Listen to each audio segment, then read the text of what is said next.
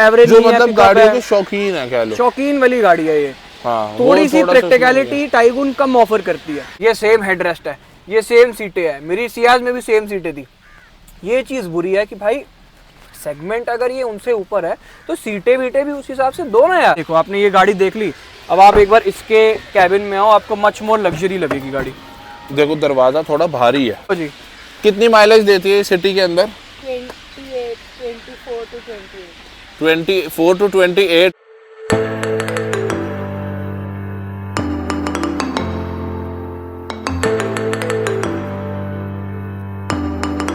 Hi guys, my name is Nikhil Arora and welcome back to my another YouTube video। आज हमारे पास है Toyota Hyryder, Volkswagen Tiguan GT Plus। दोनों ही अपने segment में best car है। एक मानी जाती है परफॉर्मेंस के लिए, एक मानी जाती है बेटर फ्यूल एफिशिएंसी के लिए, क्योंकि ये हाइब्रिड टेक्नोलॉजी के साथ आती है। इसमें 90 bhp आती है और 112 न्यूटन मीटर की टॉर्क आती है, 150 bhp and torque 250 newton meters की। मेरे को थोड़ा सा मैं भूल गया था, संभव भाई की गाड़ी है, ठीक है। और अब हम इन दोनों का कंपैरिजन करने वाले हैं कि आपको कौन सी लेनी चाहिए। वैसे तो देखो साफ सीधी बात है, अगर आपकी ज़्यादा रनिंग है, फ्यूल एफिशिएंट कार चाहिए, हाइब्रिड वगैरह ये वो, तो इसी के ऊपर जाओ भाई, आग बंद करके। परफॉर्मेंस वाले लौंडे हो, हर चीज़ हो, तो फिर टाइगुन का कोई मुकाबला ही नहीं है। बट उसके अलावा ना काफ़ी चीज़ें जो आपको इस वीडियो के अंदर कुछ अलग देखने के लिए मिलेगी इन दोनों गाड़ियों से हट के। संभव भाई वेलकम, वापसी। हम दोनों ने वापसी अब कुछ नया करना है, ठीक है। हमने अभी तक ने गाड़ी का सिर्फ ओनरशिप रिव्यू शेयर किया था जिनकी गाड़ी थी। आज हम इन दोनों को कंपेयर करेंगे कि कौन सी गाड़ी बढ़िया है। कंपेयर करने का कारण तो मेरे हिसाब से प्राइस सेगमेंट माना जाएगा। एग्जैक्टली, क्योंकि इन दोनों का जो बिहेवियर है दोनों गाड़ियों का वो कम्प्लीटली डिफरेंट है। हाँ। सिर्फ प्राइस सेगमेंट ही है जो इन दोनों को यहाँ पे मिलाता है। ये प्राइस सेगमेंट के सिवा मेरे हिसाब से कोई सिमिलैरिटी दोनों में है ही नहीं। वो अपने में एक अलग जेम है, ये अपने में एक अलग जेम है। इसके अलग फैन बेस है, इसका एक अलग फैन बेस है। बट रिलायबिलिटी की अगर बात करें तो कौन सा लंबा रेस का घोड़ा बनेगा यार? देखो, हालांकि ये जो बॉडी है और ये जो प्लेटफॉर्म है ये सुजुकी का है, लेकिन इसके अंदर जो ये स्ट्रॉन्ग हाइब्रिड वाला वर्जन है वो तो टोयोटा इंजन है, और जो इसमें हाइब्रिड टेक्नोलॉजी है वो भी टोयोटा की है। तो रिलायबिलिटी मेरे हिसाब से इशू तो नहीं होना चाहिए। बाकी हाँ, सुजुकी वाली में जो स्ट्रॉन्ग हाइब्रिड आ रही है अगर, तो वो भी रिलायबल है क्योंकि टोयोटा इंजन ही है। तो रिलायबिलिटी में हाँ, टोयोटा इज ऑलवेज टोयोटा, तो भाई मैं तो बोलूँगा टोयोटा ऊपर रखो। बट हाँ, जो हाल वॉक्सवैगन का पहले था वो अब नहीं है। जो पहले पोलो वेंटो आती थी या फिर रैपिड आती थी, ये सब आता था ना, तो उस वक्त जेन्युइनली काफ़ी अलग था इन वॉक्सवैगन वाला का हाल।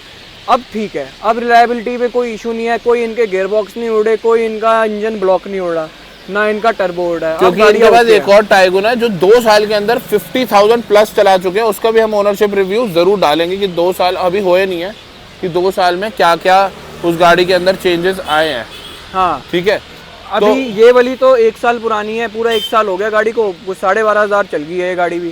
कोई दिक्कत नहीं, कोई पार्ट चेंज नहीं, कोई कुछ नहीं, कोई ब्रेक चेंज नहीं, कोई एयर फिल्टर चेंज नहीं। गाड़ी जैसी कंपनी से ली थी वैसी ही चल रही है, कोई दिक्कत नहीं है। ओके, तो अब अगर हम इन गाड़ियों के वैसे लुक्स वगैरह की बात करें ना भाई, हाई राइडर थोड़ी बड़ी लगती है। क्या कहता है संभव भाई? हाँ, है ना, साइज वगैरह में ह्यूज ज्यादा हाई राइडर है, बट ठोस थोड़ी सी टाइगुन लगती है, दूर से ठोस लगती है। बट हाँ, साइज वगैरह, और मैं बोलूँगा अगर if you are planning a family car तो भी वो बेटर है, क्योंकि जब आप एक फैमिली को चला रहे हो तो भाई इन सब के सिवा और भी बहुत खर्चे होते हैं, तो वो गाड़ियाँ ना खर्चे कम मांगती है। हाँ। एवरेज का कम, मेंटेनेंस का कम। ये थोड़ी सी ना मोर ऑफ फैमिली भी है, बट एक लॉन्डो वाली ज्यादा है कि हाँ एवरेज जो मतलब गाड़ियों के शौकीन है, कह लो शौकीन वाली गाड़ी है ये। हाँ, थोड़ी सी प्रैक्टिकलिटी टाइगुन कम ऑफर करती है। अगर मैं इसको देखूँ, मैं इसमें बैठा ना, इसमें स्पेस वगैरह थोड़ा सा ना ज्यादा खुला डुल्ला है, डिक्की बड़ी है, गाड़ी का साइज बड़ा है, चाहे सेफ ये ज्यादा है, but family like a car वो ज्यादा है। तो एवरेज भी मैं मेन कर रहा हूँ और मेंटेनेंस भी मेन अगर मैं देखूँ ना, तो उस बात का फर्क आ जाता है। ये चीज़ थोड़ा सा इस गाड़ी में लैक है। बाकी हाँ, अगर मैं भाई परफॉर्मेंस की बात करूँ तो इससे बढ़िया वो ईवी में भी भगा लो ना तब भी इसको नहीं पकड़ पाएगी, इसमें ये बात है। ये भागती बहुत अच्छी है। और जो ये रिएक्शन देती है ना, पीछे धक्का देती है सीट से चिपकाने का, जो डीएसजी परफॉर्म करता है वो सीवीटी का भी कर ही नहीं सकता। सीवीटी का ईवी, इसका ईवी भी नहीं कर पाएगा वो वाला, क्योंकि वो गाड़ी उस हिसाब से बनाई नहीं गई है। उस गाड़ी की बनावट का जो कारण है वो टोटल अलग है। मैं वही कह रहा हूँ, इन ये गाड़ियाँ कंपेयर करने का कारण सिर्फ प्राइस सेगमेंट है कि हाँ ये किस प्राइस सेगमेंट में आ रही है, क्या ऑफर कर रही है और ये, और हालांकि वो वाली सेकंड टॉप मॉडल है, ये पूरा टॉप मॉडल है। तो जो फीचर्स मिस ऑन करती है ये हाई राइडर, वो हो गया आपका वेंटिलेटेड सीट, इलेक्ट्रिक सीट अगर आ रही है, और एक 360 कैमरा। हाँ।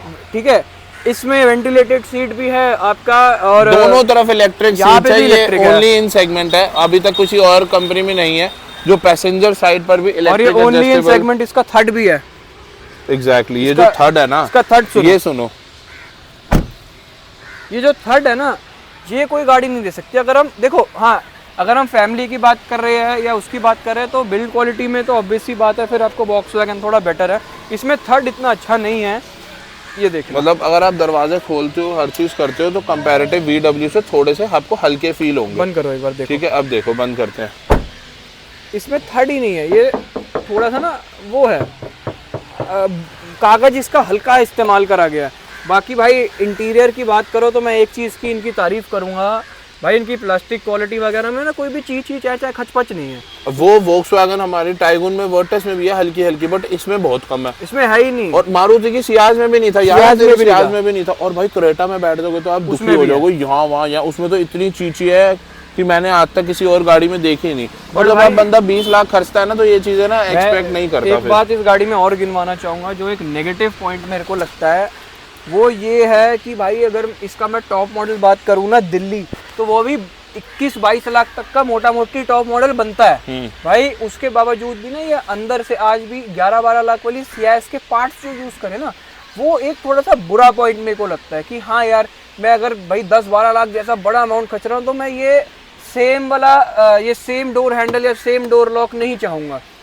ये देखो, अब तो यार जब सबसे पहली डिजायर आती थी, सबसे पहले फर्स्ट जनरेशन, उसमें लगते थे ये डोर हैंडल, जिसमें ये देखो, ये आज भी इन्होंने ये रेड कलर का ये स्टिकर दिया हुआ है, जिसको मैं हटाना चाहूँ ना, नाखून से हटा सकता हूँ। तो ये चीज़ें थोड़ी थोड़ी बुरी है। अब जैसे ये गियर नॉब है, ये एस क्रॉस का है, इसका अगर मैं स्टिचिंग दूसरी करा दूं तो वो सीएस का बन जाएगा। मतलब 3-4 मारुति की गाड़ी का जोड़ के इन्होंने ये बना दिया, और जो टेक्नोलॉजी है वो टोयोटा ने डाल दिया। बट इसका ये जो चीजें है, और ये जो बटन है ना, जिनकी उन्होंने बताया, ये 2-3-4 बारी उनका ये टूट चुका है, यहीं पर ही शायद पड़ा होगा, वो कंपनी से चेंज करा लिया था उन्होंने।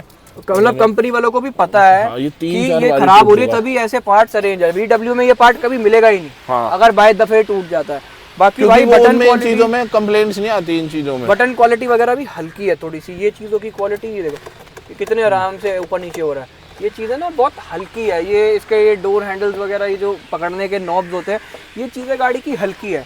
इन चीज़ों में थोड़ा सा बेटरमेंट लाया जा सकता था प्लास्टिक क्वालिटी से। ये भी देखो इसका ये देखो कितना वो है, प्लास्टिक क्वालिटी लो है। मतलब 20 लाख रुपए की अगर हम गाड़ी में जाते हैं, बहुत माइन्यूट चीज़ें बता रहा हूँ मैं आपको, ये शायद कोई भी नहीं बताएगा, इतनी माइन्यूट चीज़ें। बाकी बट इसके अंदर एक एडवांटेज है पैनोरामिक सनरूफ, जो कि इंडियंस को सबसे ज्यादा और बेस्ट इन सेगमेंट है भाई, ये बात है। यहाँ तक पीछे वाली भी खुल जाती है, फील ऐसा है कि जैसे कन्वर्टेबल कार हो आपको। हाँ ये चीज़ अच्छी है। बट ये देखो इसका रीडिंग लैंप है, रीडिंग लैंप अंदर देखो, मेरे कभी पुराने ब्लॉग में देखो सियाज में ये सेम था। और ये निकल जाता है। और लेग स्पेस वगैरह ना कहीं दोनों में मेरे को सेम सी फील हो रही है, जैसे मेरी हाइट है, छोटा साइज है उसका। हाँ, बल्कि छोटा साइज है उसका। और हेडरूम तो देखो कटेगा। और मैं एक चीज और बता दूं, थोड़ा सा प्रॉब्लम है इनकी हर गाड़ी में यही सीटें हैं। आप मेरी ग्लैंजा की मैं फोटो कभी मांगोगे डालूंगा, ये सेम हेडरेस्ट है, ये सेम सीटें है। मेरी सियाज में भी सेम सीटें थी। ये चीज बुरी है कि भाई सेगमेंट अगर ये उनसे ऊपर है तो सीटें वीटें भी उस हिसाब से दो ना यार। ये चीजें देखी जाती है, ये चीजें भाई, ये चीजें गलत है। ये मैं आपको एक सीधी बात बताता हूँ, देखो ये जो गाड़ी है ना, ये आप तब लो जब आपने सिर्फ आपका मतलब एवरेज से हो। क्योंकि भाई अगर आपका मतलब एवरेज भी है, अगर आपका मतलब लग्जरी भी है, आपका मतलब फीचर भी है, तो कंपनीज इस वक्त इतना ऑफर ही नहीं कर रही।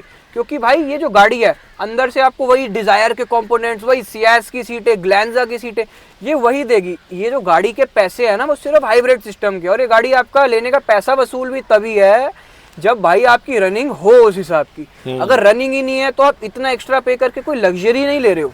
मैं तो बोलूंगा अगर आपके वो कोई बजट का इशू नहीं है भाई, पेट्रोल का इशू नहीं है, तो always go for I guess Creta और VW।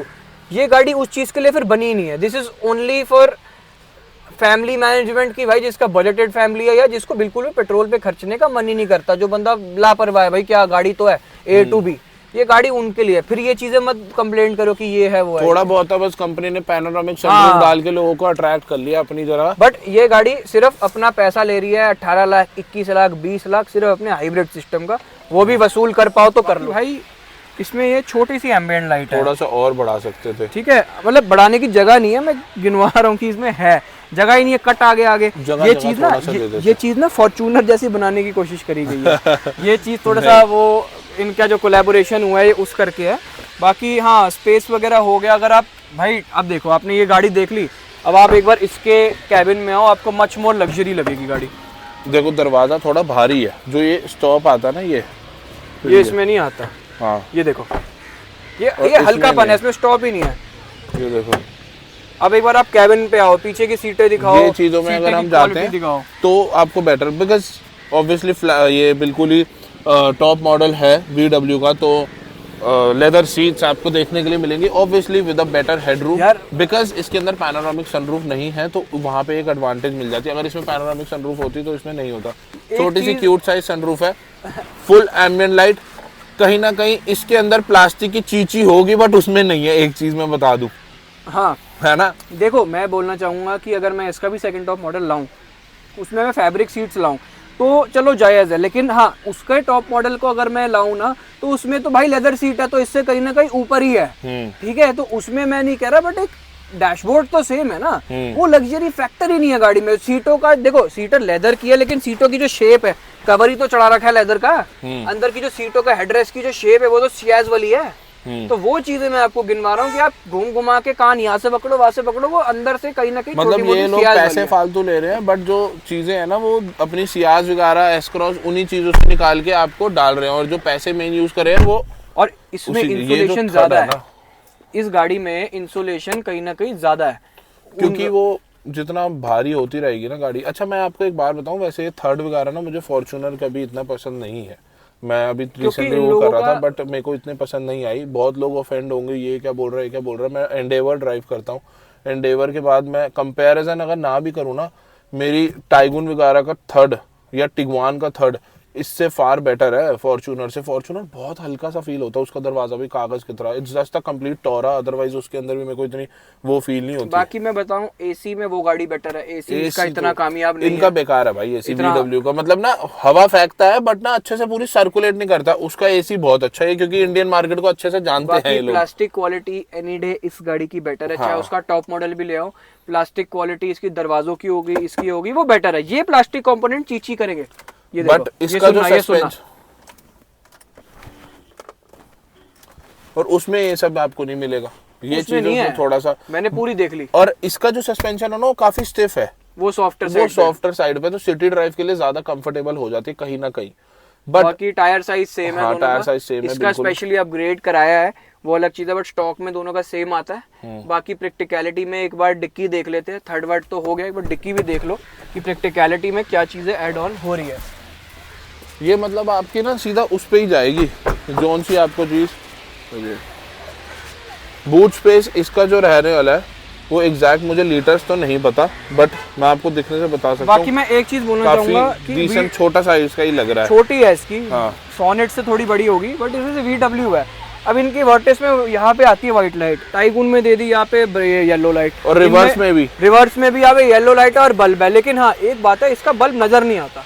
ये सारा LED है, लेकिन ये बल्ब है, ये इसका ब्रेक लाइट बल्ब है, और इसकी इंडिकेटर वो सब बल्ब है। इसका बल्ब तो पूरा नजर आता है, इसका बल्ब पूरा नजर आता है। ऑब्वियसली जो इसकी बूट है वो थोड़ी सी बड़ी है टाइगुन इसका से। ये अपर साइड पे है लिफ्टिंग, ये एक स्टोरेज स्पेस दी हुई है, लेकिन हाँ अपर छोड़ो तो थोड़ी सी खुली है। लेकिन अगर ये चीज है ना, तो भी यहाँ से थोड़ी सी डिक्की बहुत छोटी हो रही है। देखो हाथ इतनी जल्दी मेरा ऊपर नीचे हो रहा है, ये चीजें हटा दो तो ज्यादा खुली है भाई। तो इसमें बटन दिया भाई ऑन ऑफ करने के लिए, ऑटोमेटिक दे देते भाई, क्या हो जाता। ये टोयोटा मारुति हमेशा करती आई है भाई, हमेशा। बाकी ये देखो एक बार इसमें ना ये चीजें बहुत अननेसेसरी एक्सपोज्ड है। ये चीजें इतनी छोटा सा, ये यहाँ पे आपका येलो लाइट्स है, तो ये चीजें छोटी मोटी है। बट हाँ इसका अगर मैं टॉप मॉडल देखूँ, क्या यहाँ से कैमरा देख के आता है तो भाई 360 डिग्री है, वो सब चीज़ें प्रैक्टिकलिटी दिल्ली ऐसे ट्रैफिक वाली जगह में तो भाई बहुत ऐड ऑन करती है।